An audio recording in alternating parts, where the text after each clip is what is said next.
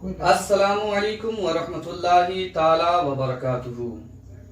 उम्मीद करता हूँ नाजरीन आप लोग खैर आफियत से होंगे। तो नाजरीन आपके सामने मैं फिर एक नई वीडियो के साथ हाजिर हूँ।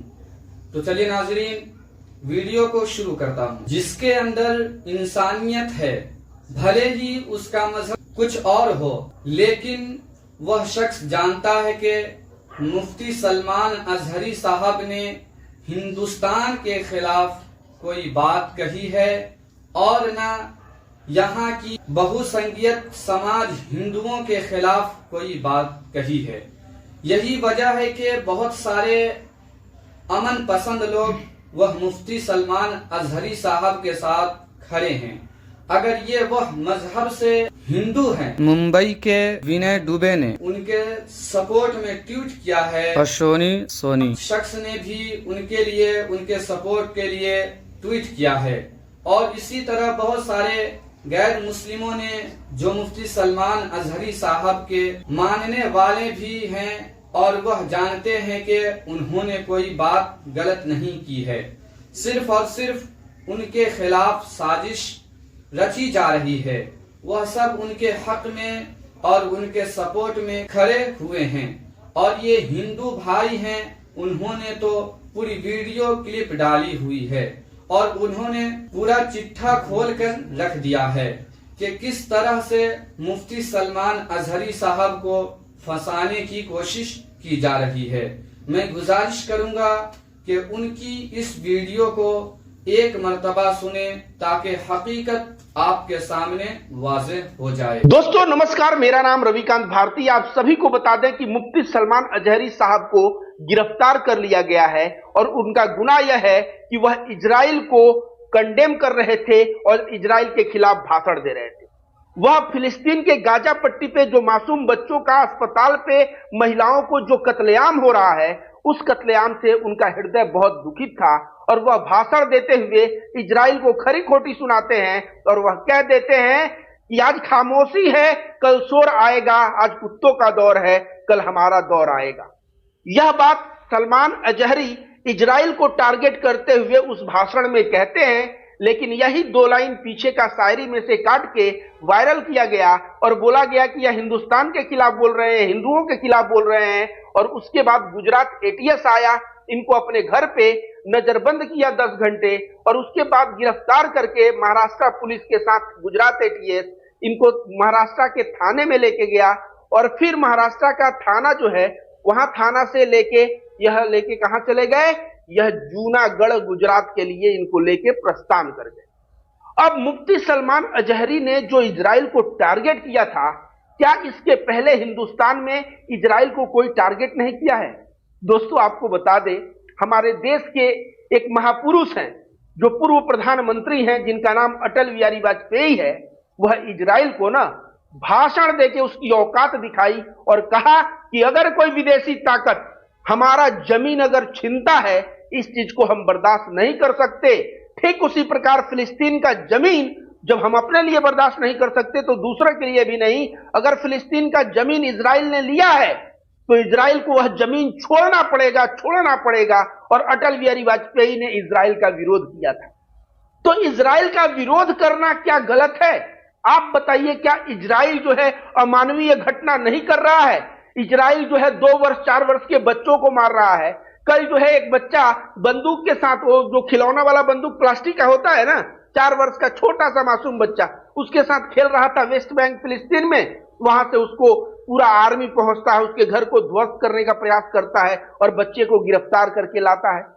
इजराइल मासूमों पे अत्याचार कर रहा है कि नहीं, महिलाओं पे अत्याचार कर रहा है कि नहीं? अभी तक गाजा पट्टी पे लाखों लाख लोग मारे गए और पूरा विश्व मुख्य दर्शक बन के देख रहा है।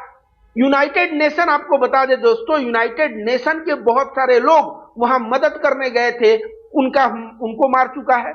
बहुत सारे यूनाइटेड नेशन के कार्यकर्ता मारे गए हैं। ये तो छोड़िए, बहुत सारे पत्रकार मारे गए हैं। और इस तरह से इजराइल जो टारगेट कर रहा है, यह पूरे विश्व के मानवता, अगर आप मानव हैं तो उसके ऊपर कलंक है। और उसके खिलाफ बोलते हुए मुफ्ती सलमान अजहरी ने इजराइल के लिए अगर वहां के हुक्मरानों के लिए अगर कुत्ता शब्द का प्रयोग किया तो क्या गलत किया? वहां पे गलत कुछ नहीं किया, क्योंकि समझिए सलमान अजहरी से समस्या क्या है। यति नरसिंहानंद नामक कुकुर को तो आप लोग जानते होंगे, यति नरसिंहानंद सरस्वती नाम था उसका। जब नूपुर शर्मा का प्रॉफेट मोहम्मद के ऊपर बयान आया था तो यति नरसिंहानंद सरस्वती कहता है कि जो नूपुर शर्मा बोली है वह किताबों में लिखा हुआ है, कुरान में लिखा हुआ है। मैं कुरान सीडी उडी सब लेके आ रहा हूं जामा मस्जिद। 17 जून को 2022 की बात है, 17 जून को इंडिया का कोई भी इस्लामिक स्कॉलर, मौलाना, मुफ्ती, किसी में अगर हिम्मत है तो आ जाए और मेरे साथ डिबेट कर ले। उस वक्त हिंदुस्तान के कोई भी मुफ्ती मौलाना ने आवाज नहीं उठाया, सिर्फ एक बंदा आवाज उठाया और जिसका नाम था मुफ्ती सलमान अजहरी। और यह बोले कि मुझे चैलेंज कबूल है, मैं 17 जून को आऊंगा, तू किताब लेके आना, सीडी लेके आना और तू प्रमाणित करना। यह 17 जून को जामा मस्जिद दिल्ली पहुंचे, बहुत भव्य इनका स्वागत हुआ। यति नरसिंहानंद का इंतजार होता रहा। यति नरसिंहानंद वो पता नहीं, वो दासना मंदिर से भी उस दिन भाग गया होगा, मुझे लगता है। जामा मस्जिद आने की तो बात छोड़िए। उसके बाद पूरे सोशल मीडिया पे ट्रोल हुआ यति नरसिंहानंद, और सलमान अजहरी की हर एक जगह तारीफ हुई, क्योंकि यति नरसिंहानंद वही शख्स है कि जो आए दिन नरसंहार के लिए भाषण देता फिरता था, मुसलमानों के नरसंहार के लिए। उसको औकात दिखाया। आज यति नरसिंहानंद मार्केट से गायब है। क्यों गायब है पता है? क्योंकि हिंदू लोग भी जो होते हैं ना, यति नरसिंहानंद के चेले चपाड़े, जो नकली नफरती, वे लोग भी देखते हैं कि अगर सामने वाले में दम नहीं है तो उसके साथ खड़ा नहीं होते। उसके साथ खड़ा होना छोड़ दिए, उसका वीडियो शेयर करना बंद कर दिए। यति नरसिंहानंद का आप बताइए, 17 जून 2022 के बाद एक भी वीडियो वायरल होता आपने नहीं देखा होगा।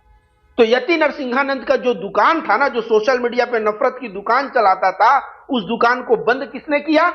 मुफ्ती सलमान अजहरी ने बंद किया। आगे दोस्तों आपको बताते हैं, क्या मुफ्ती सलमान अजहरी सही में एक आतंकवादी प्रवृत्ति का व्यक्ति है? क्या वह हिंसा को प्रमोट करता है? तो जाके उनके दो चार ना स्पीच सुनिए, उपदेश सुनिए। मोहम्मद साहब के जिंदगी से अच्छाइयों को खोज खोज के वह बताते हैं कि प्रॉफेट मोहम्मद साहब ऐसे थे, वैसे थे, ये थे, वो थे।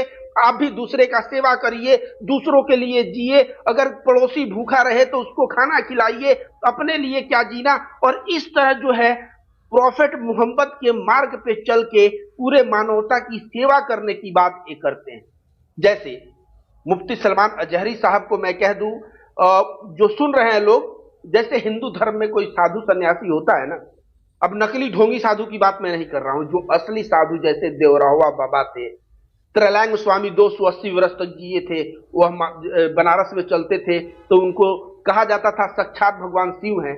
इस तरह त्रैलंग स्वामी, योगानंद थे, युक्तेश्वर गिरी थे, लहरी महाराज थे, अभी अड़गड़ानंद महाराज जी जो छत्तीसगढ़ मिर्जापुर में है। ऐसे बाबा जो हिंदू धर्म में जो असली बाबा है ना, वे लोग भी जहां भी मानवता का हनन होता है, मानवता के ऊपर कोई अत्याचार होता है, उसके ऊपर बोलते हैं कि यह गलत हो रहा है और प्रेम सद्भाव को प्रमोट करते हैं।